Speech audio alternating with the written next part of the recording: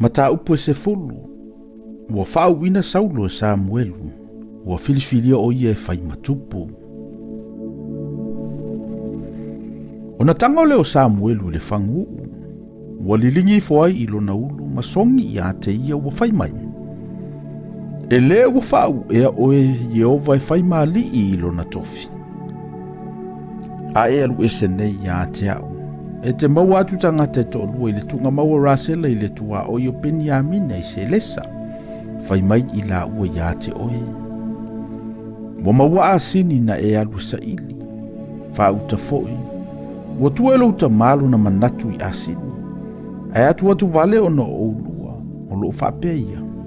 Se ase mea u te whaia o na o lo uatali i. O na e alu atu lea na i lea mea. E te o antu i le aluna o tāpora. Tau te whetaia i matangata e tōtoro, o lo o ae i lantou i le atua i Beteli. O lo ave le tasi tamai o te tolu, o lo ave le tasi poto i awe tōtolu ngā fua. O lo ave le tasi le whangu pa ua waina. E ofo mai i lantou i ante oe. Lantou te foa i mai fo i ante oe o poto i awe toe lua. E te talia fo i na i o lantou lima. Muli ane. E te o i le maunga o le atua, o lo iai le leo ngā Filisitia. A e o iai le aai. O na wheta iai le ma oe le au profeta o lo o ifo i le mea mawalunga. O lo o mua i o lantou luma na peli, ma topa, ma fangu, ma kitara. E profeta ane fo i lantou. O na o Sofia le o oe le ngango i o. E te profeta fo i oe fantasima i lantou. E liua oe peisea i se isi tangata. A o mai nei whailonga i ante oe. Faitalia oe o na whai o se mea te manatu ai ua tatau. A waolo i ante oe le atua. E te mua ifo i ante au i kirikala, whauta foi.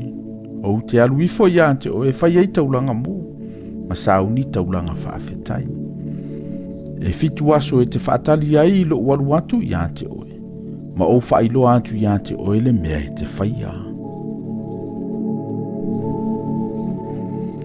Ua oina ua liliu atu lona tua alu ese i a Samuelu. O na liliu leo lona loto e le atua, ua taunu ufo i nei whailonga uma i le ala vaso. Ua o atu i la ua i le maunga whauta. I le ua profeta ua whetaia i maia. Na o Sofia leo o ia i le nganga o le atua. O na profeta ane leo o ia whaatasi ma i lato. O i lato umana i lo o ia na mua, o lato wa ai whauta. O profeta mai o ia whaatasi ma le au profeta. Na whapele o le nu o le tasi. O le ale nei mea uo o i le antali o kiso. O ia ia fo i Saulo whaatasi ma le au profeta. Na tali mai lea, o le isi tangata o le nu o whapea. A oi ea lo lantou tama. O le mele sa whaiai le whatusa. O lo iai ea fo i Saulo ma le au profeta. Ua umauna profeta ane o ia. O na alua ea ile o ia ile mea maulunga. Ua whai mai le uso o le tamao Saulo i ante ia malana au auna. Na o lua o i fea. Ua whai atu. Na masa i di asini. Ua mai loa o le ai. O na maole i a Samuelu. Na whai mai le o le uso o le tamao Saulo. Se tau mai ia i ante au. Po le ana whai mai ai Samuelu i ante o lua. Na whai atu le o Saulo i le uso o na tama. Na ia tau tino mai i ante i maua. O maua asini. Au le upu le malo na whai mai ai Samuelu. E le itau iai i ate ia. Wa whapato inda le nu uma e Samuelu i lumo Yehova i Mesepa. Na whai atu le o ia i le whanau ngā Israel. O lo whapea mai Yehova le atua o Israel. O au na o ave ina e ia Israelu na i kupito. Ma ula ave ina o tau na i limo ai kupito. Ma limo malo uma na whasa wai ante o tau. A o tau. O tau la fo i antu le ne yaso i lo o tau atua. Sana whaola i ante o tau i mea uma na o tau le angai. Ma outou puapua ngā uma. Wa outou fai mai foi ia te ia. Ia tō fia lava se tūpū mo i mātou. Ole nei, i nā lau tutu mai ia i lumo i ovo outou i tu ainga mo outou ainga. Ona whalatalataina mai lea e Samuelu i tu ainga umo Israelu. Ona maua leo le tu ainga o Peniamina. Ua whalatalataina mai e ia le tu ainga o Peniamina. E au wai mai ai ainga. Ona maua leo le ainga o Matere. Ona maua leo Saulo le antali o Kiso. O lātou sa ili ia te ia, ai le iloa. Ona toi fesiri atu leo i lātou ia i o. E u ea ina saule tangata i nei.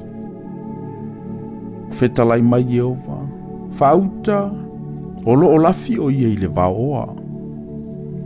Ona lātou fe mo e atu lea. Wa ami ia te ia nai le mea. Wa tu atu o ia i lumo le nuu. E ngata ifo i ona tau au le mawalunga o le nuu uma. Na whai atu leo Samuelu le nuu uma. Vaava ai ia te ia. Ua filifili e Jehova. Ua le ise tasi o le nuu uma e tusa mai ia. Na alalanga ai leo le nuu uma ua whapea. Ia soi fua le tupu. Ona tau atu le Samuelu le nuu o le winga o le malo. Mana tusi e le tusi. Mana te ua ilu mo Jehova. Ona awina atu le Samuelu le nuu uma ia taitasi maalu ilo na ainga. Walu atu fo i Saulo ilo na ainga ki pea. Wo fo i maia le awe ua whaamana tuina o lātou loto e le atua. A ua whaiane tangata u lava vale. Pe whape feo na whaola mai a te i tantou wele nā tangata. Wa lātou ino ia te ia. Wa le au mai fo i se alofa ia te ia. A ua whaalolongo o ia.